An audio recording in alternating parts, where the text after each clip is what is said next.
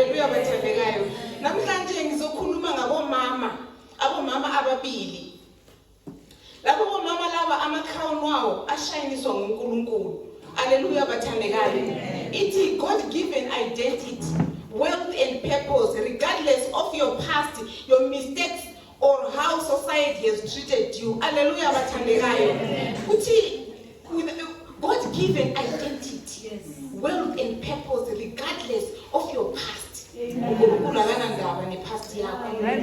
Akanandaba nama-mistakes wakho namaphutha owayenzayo. Even i-society ukuthi yona ithini, but yena uNkulunkulu, your crown will shine. Hallelujah bathandekayo.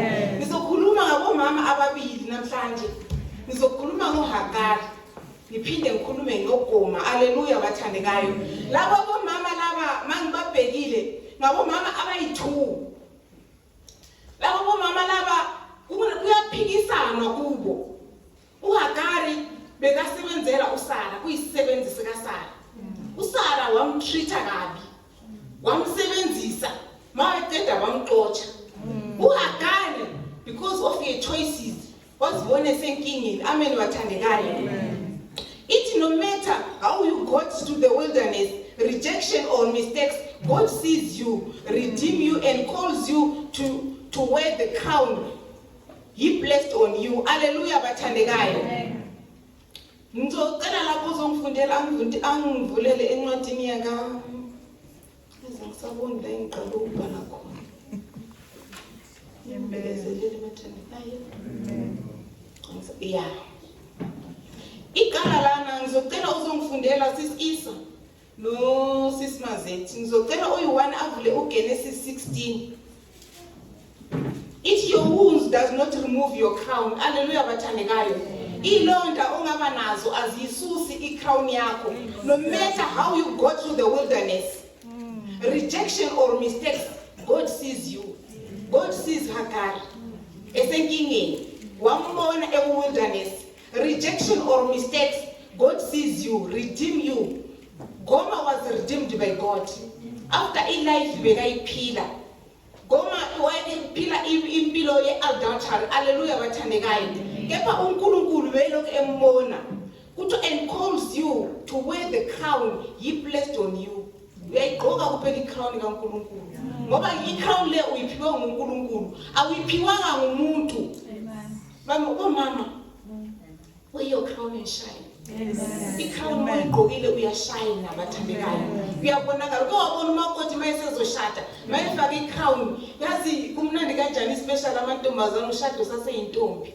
Uyifakwe i-crown, ivale ubuso. Uthi noma ungena, abantu bonke bayayibona, iyashina. Today I want to tell you, no matter your mistakes, wherever la ufike khona, wear your crown and shine. Be bold like a lion. Because kuthiwa sibhonge njengengonyama. Haleluya bathandekayo. Ngizocela umfundele. Omunye ngizocela ongakaqali, omunye avule uHosea chapter 1 verse 2. Ngizocela ufunde uGenesis 16 verse 1 to 6.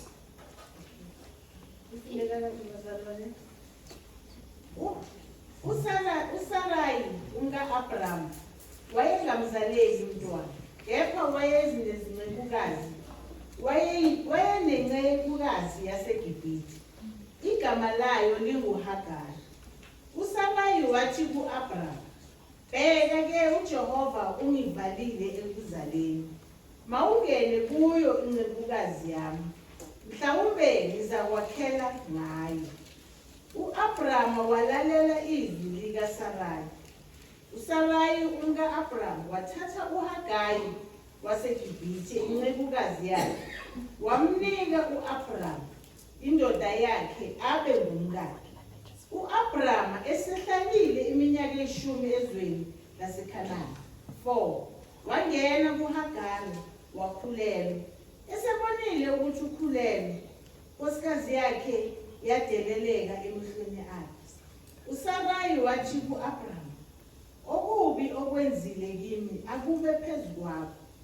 Mina nganikela incekukazi yami esifubeni sakho, kepha nxa isibonile ukuthi ikhulelwe, ngase ngideleleka emehlweni akhe. uJehova makahlulele icala phakathi kwami nawe. 6. U-Abrama wathi kuSarayi, bheka incekukazi yakho isesandleni sakho, yenza kuyo okufanele emehlweni akho. USarayi wayilaya, yabaleka ebusweni bakhe. Ngicela ubusise izwi. Baba uNcube, lapho Jehova ngumuthi kithi. Baba sisesekhona kule ndawo sizozowena Jehova. Baba namumntana wakhe Samile. Ngcobe Jehova Nkosana amandla mbathi. Sizowena ukukhulumisana ngalo Jehova. Profeta Nkosana amandla. Baba sisikhona sizozizwa lapha kokukhulu egameni likaJesu Kristu. Amen. Amen bathandekayo. Leli izwi siyalazi sonke. uHagari and Ishmael. Hallelujah bathandekayo. Kuthiwa uHagari bekayisisebenzi sika Abraham. Ehlala ekhaya lika Abraham. Amen bathandekayo. uSara wathi ebona ukuthi akanamntwana. Wacela indoda, wathi baba ngicela ungene kusisebenzi sami. Isisebenzi sami sizothola abantwana. Abantwana bazoba ngobethu. Hallelujah bathandekayo. Lana masibheka lana Hagari, she was an Egyptian. Laba bekungama Israelites angithi. Bathi wamfaka umntwana. Akazange amuze.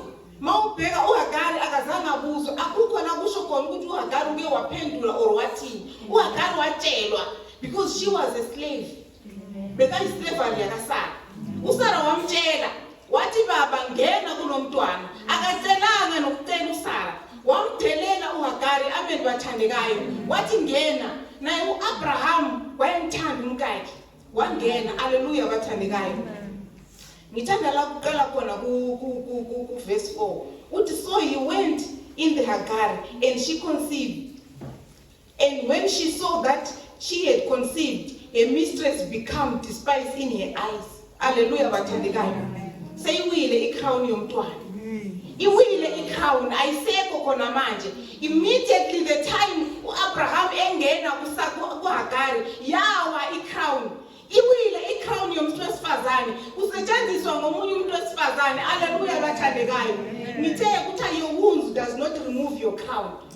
Khona lapha iwile isawile ikrown yakaHagari ngoba indoda seyingenile. Amen bathandekayo.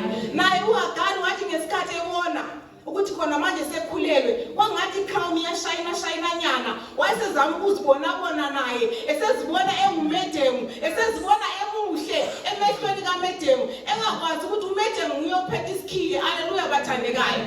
Wayesezibona eseziphakamisa eseyibona ngathi crown sengathi iyabuya manje kanti akakwazi ukuthi ladlela khona udlela le ndaweni ewrong. Amen bathandekayo. Wabuyela uSara waya kundoda yakhe wathi ubheke ukuthi sekayenzani manje. And mawufunda lento iscripture lesi asibonisi nokuthi uHagari washada. Kazange ashada uHagari. Waphiwa nje. Kwathiwa nangu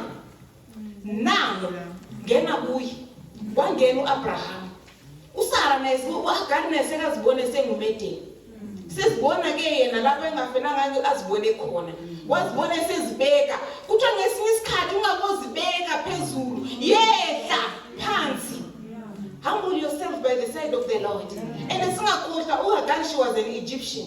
Ungenile endlini yaba-Israelites. Laba abantu abakholwayo. Yena wangena ama-Egyptian namanye mawubheka isikhathi esiningi bebengayazi into zikaNkulunkulu. Mara laba bebeyazi uNkulunkulu. uSara wayemazi uNkulunkulu kepha wayenenhliziyo embi. Hallelujah bathandekayo. Wathatha umntwana womunye umzali wayehlisa ikrown yakhe enikezela ngendoda yakhe. Kepha wathi ebona ukuthi umntwana sekakhulelwe. Umntwana wangena futhi. Ngoba uSara sezibona phela. Sezibona phela sebone sengcono because uzoletha indlalifa kaIsrael. Lesi sizwe sasikhulunywa kuAbraham ukuthi you are going to be the father of many nations. What is bheka uHagari wazibona sezolethwa kuye. Wazibeka esipesini sikaMedemu. Sekashaya ngekwayinkwayi uMedemu wathi akukho kwayinkwayi uzoshaya ngayo. Hallelujah bathandekayo. Kuthiwa verse 4, her mistress become despised in her eyes.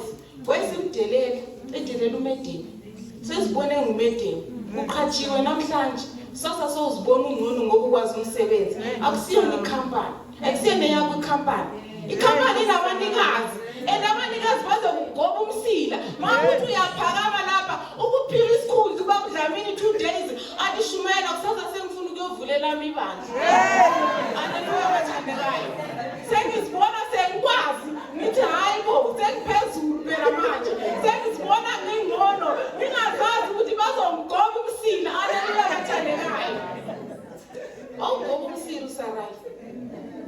ngathi akukho la uzoya khona ngizojamba bathandekayo ngoba ilona yami inde. So Abraham said to Sarai, indeed your maid is in your hands, do to her as you please. Yenza noma yini uyifunayo. Noma ungamlalisa ngaphandle ngalesi sisu siyawazi bonke abake ba pregnant ukuthi kunzima kangakanani. Sakhalela ama chips namhlanje. Sasakhalela lo kade uzobona uzenza kanjani. Ungakhothi ukuthi islave uyisebenza. Mhlawumbe nemali le ayikho. Akakuphanga leyo nyanga. Uzobona ukuthi uzodlani. Uzohamba uyothatha umhlabathi le strategy udle bona. Ngoba ngaleso sikhathi iron izobe ikhona kufuneka amaphilisi phela we-iron. Usara uthi ngiphethe. Sifuna ukuthi uzowathola uzohamba uyodla umhlabathi. Haleluya bathandekayo. Ngoba siyabe sesikuhlukumeza isisu. Sesibona uHagari manje. Umede mathi ngikhona. And when Sarai dealt harshly with her, she fled from her presence. Wabaleka.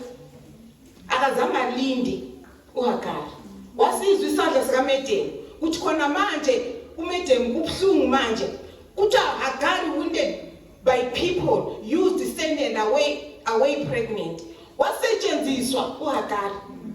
Wafakwa eposition bekungamelanga angene kuyo. She was used. Ukubona even impahla ye-second hand ma uyithenga. Uyayithenga nje i-second hand ike yasebenza. After lapho waxoshwa. Wabaleka yena ngokwakhe. Akazange axoshwe uHagari. Wabaleka. Wabona ukuthi khona manje ngisakhona ukuyimela le ndaba. Angisakhona ukuyimela ngicela lo ngivulele uHosea angivulele uHosea. uHosea chapter 1 verse 2. Ngithilo ngathi ngifuna ukuqhathanisa abesifazana ababili. Wounded by people, used and sent away. Hallelujah. Amen. Ngicela ungifundele. Hosea chapter 1. Yeah, verse 2. Lapho uJehova eqala ukukhuluma ngoHosea, uJehova wathi kuHosea, hamba uzithathele umfazi ophingayo nabantwana bophingayo, ngokuba izwe liyaphinga. Verse 2 phela. Verse 2 phela.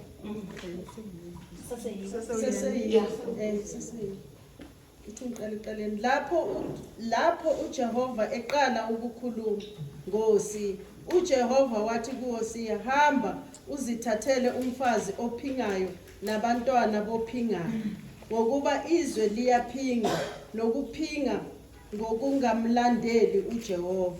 Hallelujah bathandekayo. Goma was wounded by her choices. Wathatha ama-choice abhedayo. Hallelujah bathandekayo. Siyezwa ukuthi uGoma le engifunda ukuthi when the Lord began to speak by Hosea, the Lord said to Hosea, go take yourself a wife, a harlot, a children of harlot, for the land has committed greatly adultery. Hallelujah bathandekayo. Amen. Wathuma wathi hamba uyothatha osifazane ophingayo. Hagari was wounded by her choices, adultery, shame, broken covenant. Hallelujah bathandekayo. uHagari bekaziphilela nje impilo yokuhlangana namadoda ahlukahlukile. uGoma wathi uNkulunkulu ekhuluma noHosea. Hosea was a prophet of God. Wathi hamba uyoshada yena lo wesifazane. A shameless woman who chose ama-choices are wrong. She was wounded by a choice. Ama-choice ayiwakhethile amuzwisa ubuhlungu. Wasetshenziswa uGoma. She was used to ngoNkulunkulu to save the children of Israel. uNkulunkulu wakhuluma empilweni kaGoma. Wathi hamba umshado enjalo, eyisifebe enjalo, umenze umkakho. Azicabanga engumprofeti omkhulu, ngihamba eshada isifebe. Asilethe endlini kaNkulunkulu. Wathi uzosishada sinjalo. Usithathe ngowakho. Hallelujah bathandekayo. Adultery, shame. Uyayazi nje mawuphinga it's a shame. Broke covenant. Abuyele. Namhlanje ula, kusasa ula, kusisa ula. Kuzo zonke lezo ndawo ayihamba kuzo uGoma bathandekayo. Kepha wazibona esekashadiwe indoda kaNkulunkulu. Amen bathandekayo. Kuthiwa people can't take it off. Your mistake can't take it off. Hallelujah bathandekayo. Ngiyakhumbula ngitheni itopic yami, wear your crown and shine. Abantu angeke bayisusa. uSara besekazitshela ukuthi uqedile ngaye uHagari ma emtreat ngapho seka pregnant. Kepha kuthiwa people can't take it off. Your mistakes can't take it off. Hallelujah bathandekayo. Amaphutha kaGoma awazange wasusa icrown yakhe. Yawa lokhu ikhona bathandekayo. Kuthiwa diamond in mud is still vulnerable. Isabalulekile diamond. Noma iphakathi komhlabathi. Stop letting others, your past, decide if you can shine. Ungalethi abanye abantu bakuyehlisela ukushayina kwakho. Ungavumi bathandekayo. Uyazi uma ungabheka uHagari bekangaba nayo choice. Mara kuHagari mina ngiyabona ichoice beyingekho. Bekangena choice because she was a slave. Bekumele ayenze into eyayifunwa nguSara. Bekumele ayenze. But uGoma bekanawo ama-choice. Kepha wachuza ukuthi mina yimpilo engizoyiphila. Namhlanje ngila, kusasa ngila. Kusizobambe la, kusasa ubambe la. Kuthiwa uma uya phambili naye kuthiwa both ended up in the wilderness. That's where God meets us. Hallelujah bathandekayo. Bonke bazibona bengena e-wilderness. Yilapho uNkulunkulu asifuna khona. Hallelujah bathandekayo. Point number 2 yami iphuma lapha ithi God meets you in the wilderness. Hallelujah bathandekayo. Ngicela ungifundele uverse 7 uGenesis. Genesis chapter 16.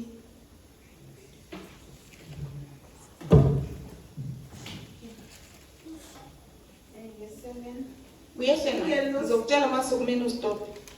Ingelosi kaJehova yamfumana ngasemthonjeni wamanzi ehlane. Umthombo osendleleni eya eShuri. Yathi, Hagari, ncekukazi kaSarai, uvelaphi na? Uyangaphi na? Wathi, ngibaleka ebusweni bukaSarai inkosikazi yami. Ingelosi kaJehova yathi kuye, buyela kuyo inkosikazi yakho, uzithobise phansi kwesandla sayo. Ingelosi kaJehova yathi futhi kuye, ngiyakwandisa kakhulu inzalo yakho, ingabe isabalwa ngobuningi bayo. Ingelosi kaJehova yathi kuye, bheka usukhulelwe, uyakuzala indodana, uyiqambe igama lokuthi u-Ishumayeli, ngokuba uJehova uzwile ukuhlupheka kwakho. Hallelujah. Amen. Ungahlala phansi. Hallelujah bathandekayo. Amen. Nichilo, point number 2, God meets you in the wilderness. Hallelujah bathandekayo. But now the angel of the Lord found her by a spring of water in the wilderness, by the spring on the way to Shem, and said, Hagari, Sarai maid, where have you come from and where are you going? uHagari usebalekile. Uhleli la ahlale khona. Uhlangana nengilosi. Imbuza ethi uyaphi and uyakuphi? Hallelujah bathandekayo. She said, I am fleeing from the presence of my mistress Sarai. The angel of the Lord said to her, return to your mistress and submit yourself under her hand. Hallelujah bathandekayo. Yathi buyela emuva. Buyela emuva. Go and submit. Hamba uyoziyehlisa phambi kamedemu wakho. Lo bese kabalekile abalekile isandla sikaMedemu. Wathi angeke ngisimele, wathi buyele emuva ngoba kubalekile bathandekayo. Ma ungumuntu ukhona ukuziyehlisa. Ungabi ngumuntu oziphakamisayo. Wayesezibona sekaphumelele, kepha kwathi wabuyele emuva uyoziyehlisa phansi kwemedemu wakho. Hallelujah bathandekayo. Uyaphi ngoba uNkulunkulu akaqedi? Uyakuphi ngoba isibusisa wakazithola zonke kusuka kuAbraham. Hallelujah bathandekayo. Njengoba bekabaleka wathi if maye uzofika ku-wilderness athole uyi-miscarriage, bekazenza njani? Besizophuma kanjani isizwe isiprofeto sakaNkulunkulu? Besizogcwaliseka kanjani? That's why uNkulunkulu wathi go back. Amen bathandekayo. Ungasheshi ubaleke. Ungasheshi ubaleke. Ungabaleki izinto ungakafuli loaded. Don't run away before you are full loaded. Wait upon the Lord and full loaded. When you are loaded, that's where you can take your position and go. Hallelujah bathandekayo. And uNkulunkulu uzokuvumela. Wambuyisele emuva. Wathi buyele emuva. Ngoba right now awukakabi loaded. Lo qamela kuye awukakazithathi zonke isibusiso. Uyena uyoqamela kuAbraham ngoba uAbraham was blessed. Hallelujah bathandekayo. Yasi lento le kukhona la ngithanda khona kakhulu. Ma awubheka lo umqamelayo. Hallelujah bathandekayo. Ubheke omqamelayo ma ungumuntu wesifazane kwabanye niqabela nithatha amakhesi. Haleluya. Ngoba immediately mawumqabela nalokho anako nabe sokuthathile. Haleluya bathandekayo. Ungumuntu omusha ufuna umshado, bheka la uqabela khona ngoba la uqabela khona kuvela isibusiso. Abraham was blessed. No, Hagar was already blessed. No matter Sarah wayesenza konke ayesekwenza, she was too late. Because inzalo Abraham was blessed. Hallelujah bathandekayo. That's why ingilosi imtshela ithi buyela. Awukazithathi zonke izibusiso. Buyela uyoziyehlisa. Mawusuzithathe zonke ngizakuvumela and ngizophuma na uhambe. Hallelujah bathandekayo. Ziyehlise. Noma usebandleni umuntu omusha, ungumama umbaba, yazi ukuthi kunabazali. Amen. Yazi ukuthi kunomzali. Ziyehlise phambi komzali. Ziyehlise sina ubaba noMamdlamini. Kubalulekile kakhulu uziyehlise phambi kwabo. Ungabona ukuthi namhlanje ngiphethe imic, kusasa ayiseni uzibona ngingcona ngeke. Hayi sengiyovulela imibandla. Akukho la uzophumelela khona ngoba wakazithola zonke izibusiso. Yambuyisele moving close. Hallelujah bathandekayo. Amen. And she said, flee from the presence of the mistress. Verse 9, then the angel of the Lord said to her, return to your mistress and submit yourself under her hand. Then the angel of the Lord said to her, I will multiply your descendants exceedingly so that they shall not be counted or multiplied. Hallelujah, bathandekayo. We are using close in we. Yamtshela. Ithi njengo ishintshilo bathandekayo. Ukuthi njengoba suqamelile sekukhona kuwe. Isibusiso lesasiphiwa uAbraham sasingaphiwa nguHagar. uHagar wayengamazi uNkulunkulu. Wayengamazi uNkulunkulu. Mawuqamele endaweni errong njengoba ngitsho, makunamakhesi uzowathatha. Awusoze uyekele ukuwathatha ngoba already sekukuwe. Hallelujah bathandekayo. Wathi sibusisikile naye uHagar. Ithi verse 11, and the angel of the Lord said to her, behold, you are with child, and you shall bear a son, and you shall call his name Ishmael, because the Lord has heard your affliction. Hallelujah bathandekayo. Buyela ngoba ukhulelwe uzoba nomntwana, and umntwana uzombiza igama lika Ishmael. Ishmael means the presence of God. Hallelujah bathandekayo. Bathi buyela emuva. Buyela emuva. And he shall be a wild man.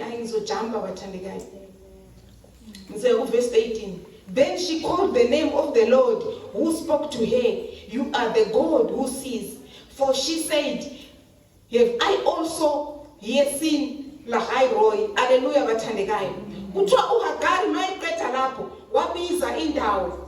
What Jehovah Roy, the Lord that sees. Hallelujah bathandekayo. Athi nami nginguHagar nje uNkulunkulu ungibonile. uHagar wabona uNkulunkulu. uNkulunkulu wabona ukuhlupheka nenhliziyo yakhe. After balekela uMedem, inhliziyo yakhe yayibhlungu. uNkulunkulu wabona lokho kuhlupheka ayenakho. Wanike wabona wakhuluma noNkulunkulu. Wanikeza indawo wathi uJehovah Roy, the Lord who sees. Nami ungibonile uNkulunkulu. Nawe ngithi ekseni uza kubona uNkulunkulu. Noma uzibona ungathi udelelekile, kepha ngifuna ukukutshela ngithi uNkulunkulu uza kubona no matter kanjani. Wear your crown and shine. Only God is going to make your crown to shine. Hagar now khona manje iyaqala icrown yakhe iyashine. Ayishiniswa nguSara, kepha ishiniswa nguNkulunkulu. Amen bathandekayo. Kuthiwa the Lord God who sees me. Wajabulu Hagar verse 18. What the Lord sees me. Nalezi inkinga enginazo uNkulunkulu ungibhekile. Noma icrown yami besiwile uNkulunkulu ungibhekile. Izoshina ishiniswe nguNkulunkulu. Hallelujah bathandekayo. Masibuya ngeside leka Goma. God Goma arose here into the wilderness to speak tenderly. Hosea chapter 2 verse 14. Ngicela lo oyiphethe. Ngishilo ngathi bathandekayo ngiyabaqathanisa laba abafazi laba. Yes.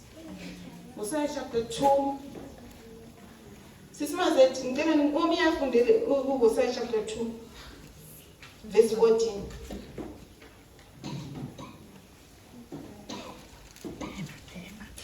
La ngiphethe khona ithi nalokho bhekani ngiyakumiyenga ngimiyise ehlane ngimqunge isibindi lapho ngiyakumnika izivini zakhe nesigodi sakhe sase-Akhori sibe ngumnyango wethemba uyakuphendula lapho njengasezinsukwini zobusha bakhe nasosukwini lokukhuphuka kwakhe ezweni laseGibhithe uyakuthi ngalolo Verse 2 pen. Ufunde verse 2 pen. Verse 14 pen. Chapter 2 verse 14 pen. Hosea chapter 2 verse 14. Ngalokho bekani ngiyakumiyenga ngimiyise ehlane ngimqunge isibindi Hallelujah, bathandekayo. Uthi therefore behold, I will allow her, will bring her into the wilderness and speak and comfort her. Hallelujah, bathandekayo. Uyezwa uNkulunkulu uthi ngiza kumthatha ngimkhule ngimtshele amagama wothando ngimtshele izinto ezimnandi uzakubuyela kuphela. Hallelujah, bathandekayo. Ngoba lana uNkulunkulu bekafuna ukubonisa abantwana beIsrayeli imikhuba bekayenza esebenzisa yena uGoma. Hallelujah, bathandekayo. uNkulunkulu wayekwazi ukuthi uGoma angeke azayekele bathandekayo. Mayezwa nje amagama othando nezinto ezimnandi uzolalela and uzoya khona lapho. Amen, bathandekayo. Engiphushela khona ewilderness. Ethi ewilderness kula ngimfuna khona. Hallelujah, bathandekayo. Ngimfuna ewilderness. Maye sengasazazi ukuthi ayenzeni bathandekayo, a broken covenant. Sengase wilderness uGoma akasakwazi ukuthi ayenzeni. Usebona amanye amadoda, ubona abanye abahle, akasakwazi, sekathatheka futhi ugijima nawo. Sekhohliwe ukuthi ngumfazi kaMprofeti. Hallelujah, bathandekayo. Sekanamathele kwamanye amadoda. Sekaqamele kwamanye amadoda abathandekayo. Sezwa amagama amnandi. Ngoba bekuyimpilo ayiphila. uNkulunkulu uyababonisa abantwana beIsrayeli uthi bhekani namhlanje ngikhiphile ezweni lokuhlupheka. Namhlanje nilana kusasa niyavuka nithatha nenze uNkulunkulu izithixo zenu nibuyele emuva. Njengabantwana bakaNkulunkulu singaphili njengempilo enziwa ama-choices athathwe nguGoma. uGoma wathatha ama-choices angekho. Broken covenant. Ushadiwe kepha usaphumela ngaphandle. Uyayazi ukuthi ngumfazi kaMprofeti kodwa kusasa ungaphandle. Akana ndaba nokuthi ngumfazi kaMprofeti. Hallelujah, bathandekayo. Amen, bathandekayo. It's a wilderness meeting place, not punishment. Hallelujah, bathandekayo. Do not run from God in the wilderness. Run to Him. He gives your name back. Hallelujah, bathandekayo. Saloku siyehla nayo bathandekayo. Ngizoya ku point number 3. Kuthi God redeems you and gives you a well. Ngicela nivulele uGenesis chapter 21. Chapter 21 verse 17. 17 to 19. Omunye angivulele uHosea chapter 3 verse 1 to 3. Yeah, on my phone. Genesis 21 verse 17 to 19.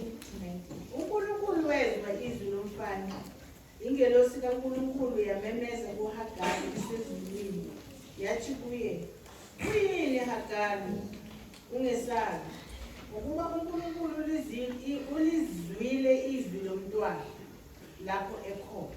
18 vuka uphakamise umfana umbambe ngesandla sakho ngokuba ngiyakumenza isizwe esikhulu. 19 uNkulunkulu wavula amehlo akhe wabona umthombo wamanzi waya wagcwalisa imvaba ngamanzi wamphuzisa umfana. Hallelujah, bathandekayo. Lana ngithi God redeem you and gives you a well. Hallelujah, bathandekayo. Lana uHagari mayesebaleke esephumile bathandekayo. Ma uhamba naye lento le kuthi nyajamba jamba bathandekayo ngoba inde kakhulu. Kwafika isikhathi uSara embheka umntwana lana mara ngathi kumele ngiyifunde lento.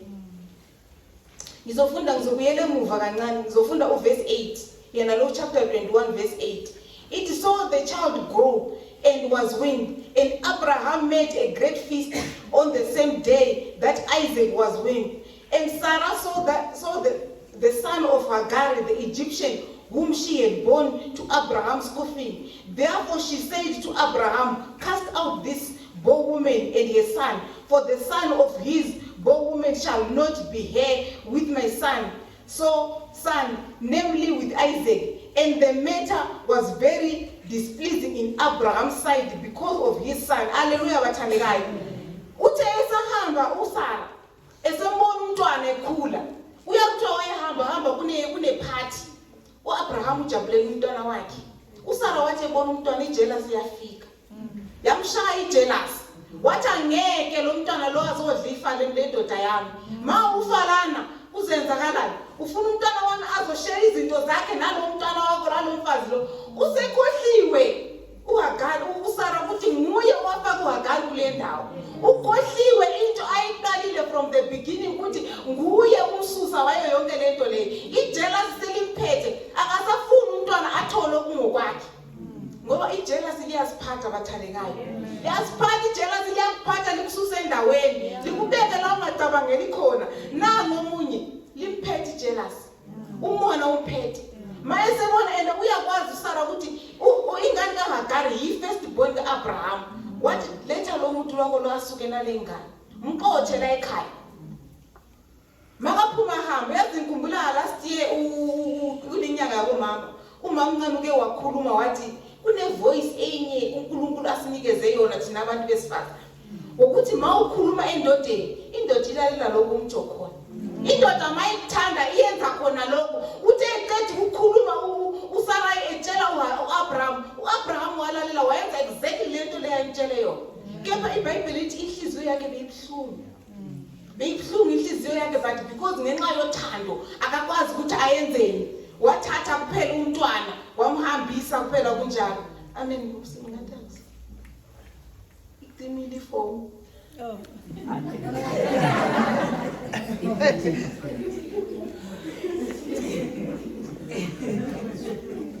Hallelujah, bathandekayo ngiyakholisa. Amen. But God said to Abraham, do not let it be displeased in your sight because of the land of become of your bondwoman. Whatever Sarah has said to you, listen to her voice. For in Isaac your seed shall be called. Hallelujah, bathandekayo. Wamtshela uNkulunkulu wavuma. Wathi miyeke ahambe. Mdedele ahambe. Miyeke athathe umntwana ahambe naye. Ngoba isikhathi sesifikile. Okuqala wathi ebaleka, wathi buyele emuva. Kodwa lapha uNkulunkulu akazange ammise. Wathi miyeke ahambe. Ngoba kumele aze ayofika ewilderness. Lapha safuna ukuhlangana khona noNkulunkulu. Amen bathandekayo. Mangijamba lapho verse 14. So Abraham rose early in the morning and took bread and a skin of water, putting it on her shoulder, and gave it and the boy of Hagar and sent her away. Then she departed and wandered in the wilderness of Beersheba. Hallelujah, bathandekayo. Semvukile ekuseni uAbraham wamlungiselela umntanakhe. Inhliziyo yakhe ibuhlungu ngaphakathi. Inhliziyo yakhe yazi mawungabheka uAbraham uyabona inhliziyo yakhe iyawopha. Kepha ngapha ngendaba yothando, uthando analo ngomfazi wakhe akafuni ukubonisa ukuthi into ayenzayo akayithandi. Wamnikeza uHagar. Wathi thatha umntwana uhambe. Icrown iwile uHagar. Iwiswe ngumuntu ompushele khona. Wamphusha, wamsebenzisa icrown yawa. Khona manje nguye futhi uthi makaxoshwe. Hallelujah bathandekayo. Uthi uHagar wathatha umntwana wakhe wahamba. Mawungaka uyibheke uzibuza ukuthi uHagar bekaqonda abheke kuphi. Bekaya kuphi uHagar? Bekazitshela ukuthi ngiyakuphi ngoba akakwazi ukuthi ayephi. Uzobuyela naye efamily yakubo ngoba ngapho kuseka nomntwana. Umntwana ongayaziwa kubo. Mawufunda iBhayibheli akubonisi nokuthi lo mntwana wabiko. Wavela kwathiwa wavuka kusasa sekupregnant kwenze umntwana. Sekaxoshiwe. Uphethe ingane engayaziwa. Kusafuneka ukuthi afike phambili ayofika ukuthi bazali la ngibuya khona, la nani ngithumele khona ukuthi ngiyofuna umsebenzi, nangu umsebenzi engibuye nawo. Uzima uHagar. Kepha kana choice. Kumele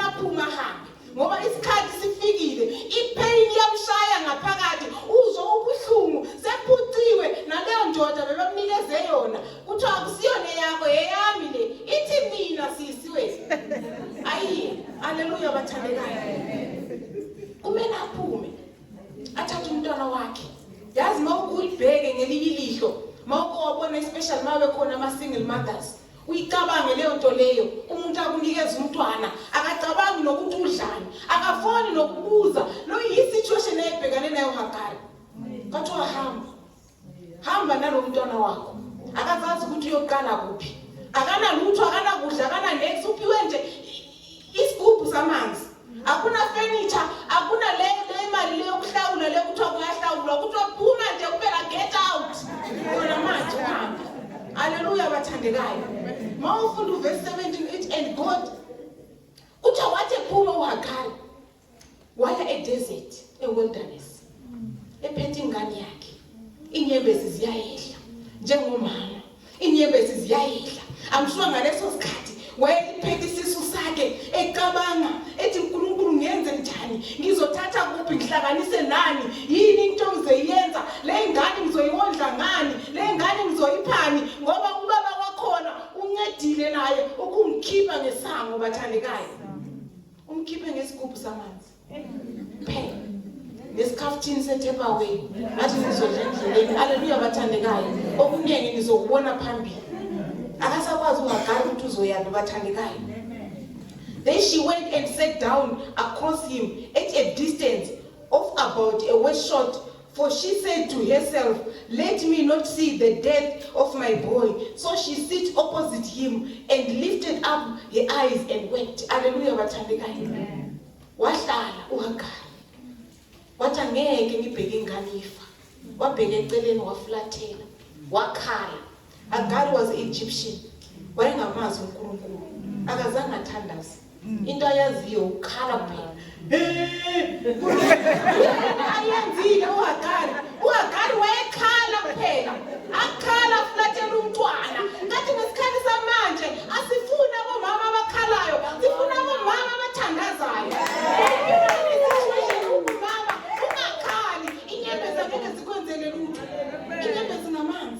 Azophuma kufuneka umama ozosukuma athi mokashana katita mundere besiyana ribaba bafisa kathathela ebusuku uyibona ingane ungafulathela umntwana ma-efa, ngoba mongamfulathela uzofa. Mawungeke umkhuleko uzofa bathandekayo. uHagari wafulathela ingane, wafulathela ingane uHagari wakhala. Kuthiwa no water. Hallelujah bathandekayo. Ithi no water. God opened her eyes to see a well. I have heard the boy. Hallelujah bathandekayo. uNkulunkulu uthi ngizwile ukukhala kwengane. uNkulunkulu uzwile ukukhala kwengane. Hallelujah bathandekayo. Ngisajamba futhi uverse 17 uthi and God heard the voice of the lad. Then the angel of God called to Hagar out of heaven and said to her, what else you, Hagar? Fear not, for the God has heard the voice of the lad where he is. Arise, lift up the lad and hold him with your hands, for I will make him a great nation. Hallelujah bathandekayo. uNkulunkulu akazange aze ukukhala kwaHagar, uzukukhala komntwana, because Ishmael means the presence of God. Ngabe uHagari wayengatholanga lezi zibusiso ekuqaleni, wabaleka before azithole zonke, beyizofa le ngane. Haleluya bathandekayo. Beyizofa ingane leyo uNkulunkulu akuphe yona, ungayikhulekeli, izofa, izophelela enyawuphe, izophelela estradeni. Kepha kufuneka umama ozosukuma akhale phakathi kobusuku, hayi inyembezi zokukhala ukuthi yo ngikhale. No, khala inyembezi ukhale kuNkulunkulu, uthandaze kuNkulunkulu. Haleluya bathandekayo. Ngizoyijamba futhi bathandekayo, ngibuye kuGoma. Ungivulele uHosea chapter 3 verse 1 to 3. uJehova wathi kimi, hamba futhi umthande owesifazane othandwe ngumngane wakhe eyisikhumikazi, njengalokhu uJehova ethanda abantwana bakwa-Israyeli, noma bephendukele kwabanye onkulunkulu bethanda izigaxa zezithelo zomvini ezomileyo. Ngase ngizithengela yena ngezinhlamvu eziyishumi nanhlanu zesiliva.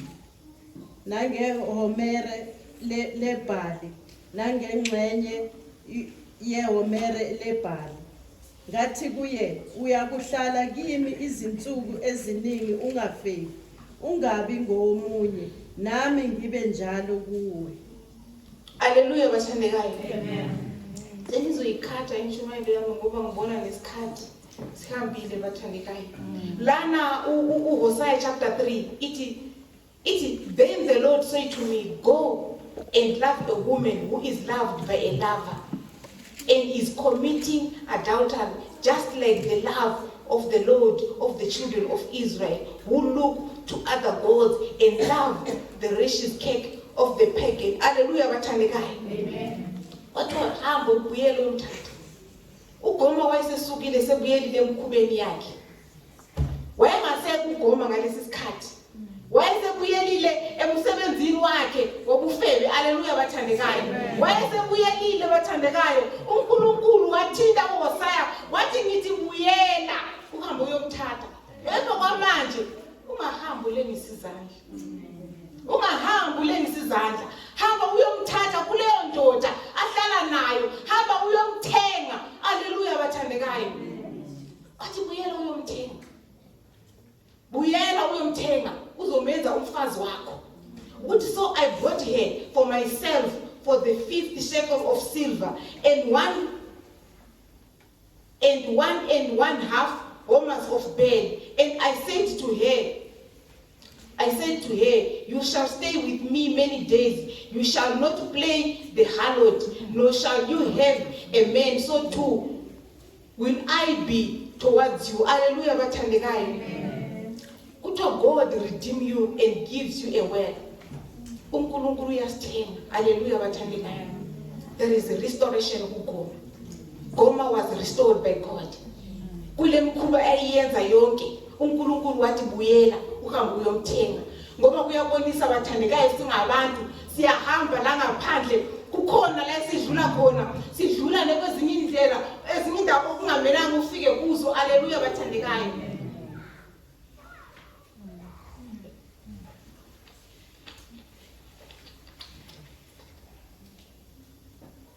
iBhayibheli lithi uNkulunkulu uthi ngithi buyela uhambe uyomthatha. Hamba uyomthenga kulezo zinto ayeziyenza. Mangibheka khona manje bathandekayo masingabantu besifazane kunezinye indlela esihambe kuzo, amanye ama-choices esibuye sawakhetha abuye asiyenza saba namabala sagcina safana naboGoma. Kepha uNkulunkulu usithengile bathandekayo. Amen. Usithengile uNkulunkulu. Wamthenga uGoma wathi buyela uhambe uyomthenga. Buyela uyomthatha. Khona manje ungafiki empty handed, fika nemali. Uhambe uyobuyela futhi la ukhona noma icovenant elanayo uyiphulile leso sithembiso. Buyela uhambe uyomthatha umenze umkako. Haleluya bathandekayo.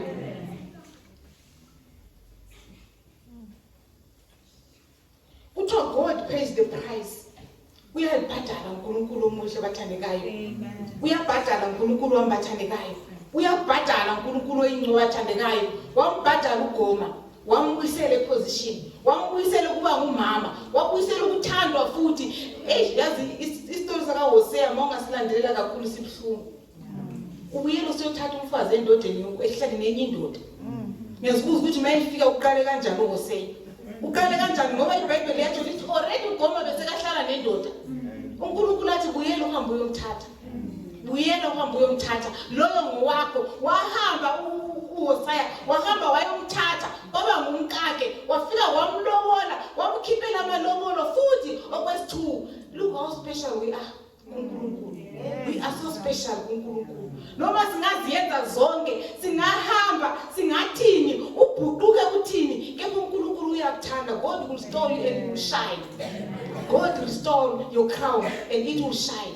Uzoyibuyisela uNkulunkulu icrown yakho and izoshayina. Icrown yakho ayishayiniswa nguNkulunkulu, ayishayiniswa ngomunye umuntu, ishayiniswa nguNkulunkulu kuphela athandekayo. Ayidingi ititle icrown yakho. Awuyidingi njengomuntu wesifazane ititle. Awudingi ukuthi kuthiwa ubani bani, ititle yakho ukhona enguJesu. Ngoba uJesu wasithenga abathandekayo. uJesu wasithenga. waba ngegazi likaJesu bathandekayo. Yikho lapho kubonisa khona ukuthenga lokho ayekwenzile ukugoma. uNkulunkulu wayebathanda abantwana beIsrayeli.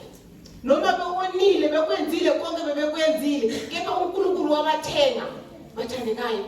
Wabathenga abantwana beIsrayeli.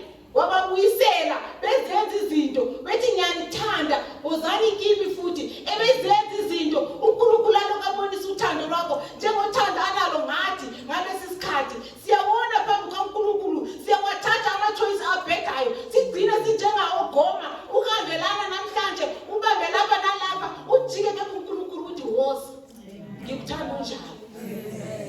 Owazithenga noGoma wamthenga uHagari uHosea. Ngifuna ukubuyela futhi lana kuHagari.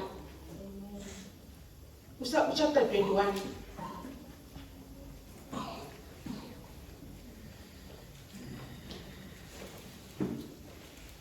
Ngifuna lapho kuthiwa la mayesengena khona eku-wilderness. Verse 18. Uthi arise, lift up the lad and hold him with your hand, for I will make him a great nation. Verse 17. Verse 17. And God heard the voice of the lad. Then the angel God called to Hagar out of heaven and said to her, what are you, Hagar? Fear not, for God has heard the voice of the lad. Where is he? Arise, lift up the lad and hold him with your hand, for I will make him the father of many nations. Then God opened her eyes, and she saw a well of water, and she went and filled the skin with water and gave the lad a drink. Hallelujah, bathandekayo. Verse 20, so God was with the lad, and he grew and dwelt in the wilderness and became an Asher. Hallelujah, bathandekayo. Kuthiwa uNkulunkulu wathi kuHagari, phakamisa amehlo. uHagari ufulathela umntwana, uyakhala. Athi kuphakamisa amehlo, bheke emva kwakho, nangu umthombo. uHagari wathola amanzi. uHagari wathatha amanzi, waphuza umntwana waphila athandekayo. iBhayibheli lithi in the wilderness God a meeting place, not a punishment. Hallelujah, bathandekayo. eWilderness kula uhlangana khona noNkulunkulu. eWilderness kulapho uNkulunkulu akufuna khona. uNkulunkulu bekamfuna eWilderness uHagari. La azokwazi ukukhuluma naye kahle, azokhona ukumuzwa, amuzwe kahle uJehova Eli, the Lord who sees. Ambone ngoba uHagari wajabula, wathi God sees me. Namhlanje mntakababa uNkulunkulu uyakubona. Kule wilderness ongene kuyo, uyayazi wilderness okuyo. Amanye ama-wilderness siyazichuzela thina sodwa, sisifaka kuwe thina ngokwethu. Uzifake ku-wilderness njengoGoma. uGoma wazifaka yedwa, akazange afakwe ngumuntu. Wazibona ephakathi, eyiphila impilo yakhe, ayi-enjoy life ayiphila bathandekayo. Kuyi-choice embi ayithathile, kepha uNkulunkulu wamkhipha kuyo. Hallelujah, bathandekayo. Kuthiwa in the wilderness, that's where God wants you. uNkulunkulu ukufuna ku-wilderness, akakufuni phakathi kwabantu. Ukufuna wedwa azokwazi ukukhuluma nawe. Mawuphakathi kwabantu angeke uzumuzwe uNkulunkulu. Mawuphakathi kwesiquku noma angakhuluma kangakanani angeke umuzwe. Kepha uNkulunkulu ukufuna mawusungena ku-wilderness. I-wilderness indawo engenalutho, indawo yokuthi amanzi awekho, indawo yokukhala kuphela, ukhala kuNkulunkulu, ubuyela kuye. I-wilderness uNkulunkulu indawo yokubuyela kuNkulunkulu. Akusithi not a punishment. Ngithi le wilderness obhekane nayo iyaziwa uwe ekuseni. Nguwe oyaziyo i-wilderness obhekane nayo. Uyayazi wena inkangala okuyo khona manje, iyaziwa uwe. uNkulunkulu is not punishing you. God is not punishing you. God wants to talk to you. uNkulunkulu ufuna ukukhuluma nawe. Mlalele uNkulunkulu. Vula indlebe umuzwe uNkulunkulu ukuthi uthini. Ungakhali mzalwane. Ubhlungu. Uzizwa ungathi uphela umoya. Uzwa ungathi uphelelwa ngamandla. Abanye sinama-wilderness okugula njengokhuluma usisi Isa. Uku-wilderness. uNkulunkulu ufuna ukukhuluma. God want to talk to you. Ufuna ukubonisa umthombo. Ufuna ukubonisa the God who sees. Lo wabona uHagari. Wambona uHagari ephakathi kwe-wilderness, ephakathi kokuhlupheka, ephakathi kobuhlungu, ephakathi kwepain. Ipain ayifaka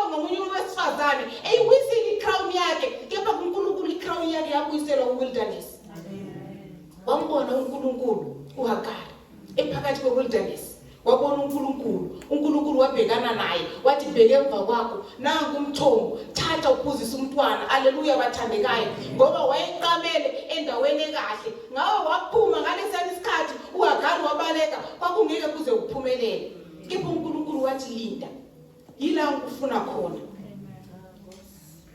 kuthiwa he does not just meet you he provide you akahlangananga naye kuphela waprovide ngamanzi nawe kule wilderness God want to provide something just open your heart umuzwe uNkulunkulu he want to provide he want to give you a job udala ufamba iwilderness yokufuna umsebenzi ungathwele ama-CV he want to provide so kufika isikhathi sokuthi aprovide kuwe akunikeze nangu umthombo vula amehlo ubheke emuva he want to provide something kule sickness okuyo iwilderness ongene kuyo God want to heal you bathandekayo ufuna ukupholisa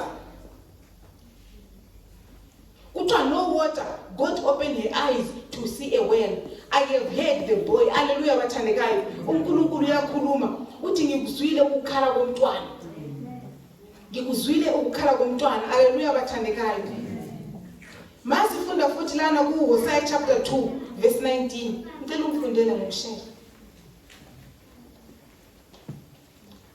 Hosea chapter 2 verse 19 What ngiyifunde ngesilungu ithi I will bethrone you for me forever yes I will bethrone you to me in righteousness and justice in loving kindness and justice haleluya bathandekayo uyamthembisa uNkulunkulu goma athi ngizokuthanda uzoba ngowami ngedwa akukho la uzophinda ubuyele khona bathandekayo wayemthanda uNkulunkulu wamthanda uGoma bathandekayo noma ama mistake ayenawo amaphutha ayewenzile zonke ama choice wakhe ayenzile uNkulunkulu akazange abe nendawo nawo ngoba uNkulunkulu onothando uNkulunkulu osithandayo wayengenako ukukholwa uGoma she don't have faith wayengena faith kuNkulunkulu wayethi mazimhlaba imshaya izinto zomhlaba mazimshaya ngapha nangapha uyakwazi la ubuyela khona emadodeni uyakwazi iyo shortcut yakhe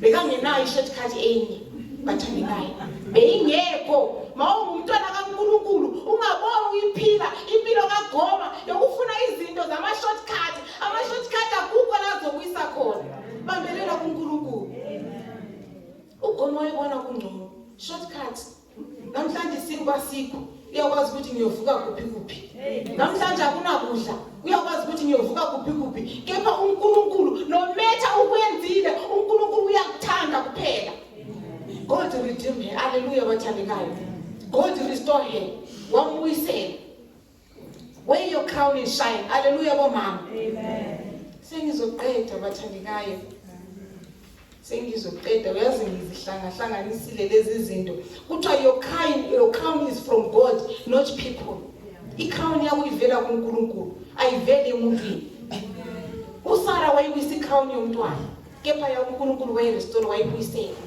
wayibuyisela waze wabonana noNkulunkulu what is the God who sees wambona uNkulunkulu uHagari wilderness wabona amandla nesandla sikaNkulunkulu because he is the God who provide noma unganayo school fees yomntwana ungayenzi njengoGoma bheka kuNkulunkulu ubheke kuye because he is the God who provide le wilderness ongena kuyo uNkulunkulu nguye kuphela ozokukhipha akukho umuntu ozokukhipha ku wilderness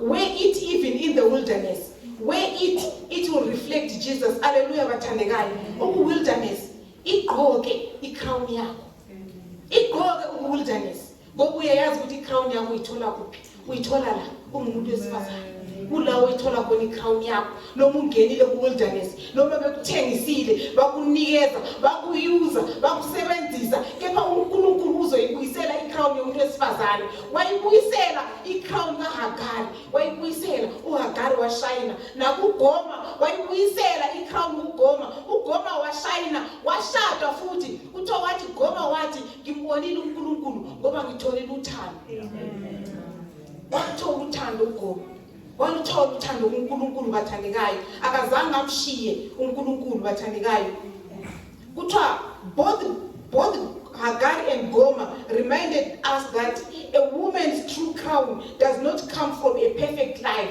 It flatters reputation or high status. Hagar teaches us to shine because we are seen by God. Gomer teaches us to shine because we are redeemed by God. Hallelujah, bathandekayo. uHagar uyasifundisa ukuthi uNkulunkulu uyabona. And uGomer uyasibonisa ukuthi God redeem us. Wasithenga uNkulunkulu. Sathengwa ngegazi. Sathengwa with a certain price ongeke ukhona ukuyikhuluma. Sathengwa ngegazi. Ngabe ngomunye umuntu bekangaka ayenze. Kuthiwa wear your crown with confidence and knowing your wealth is secure in him. Igqoke crown yakho. Ushine ukwazi ukuthi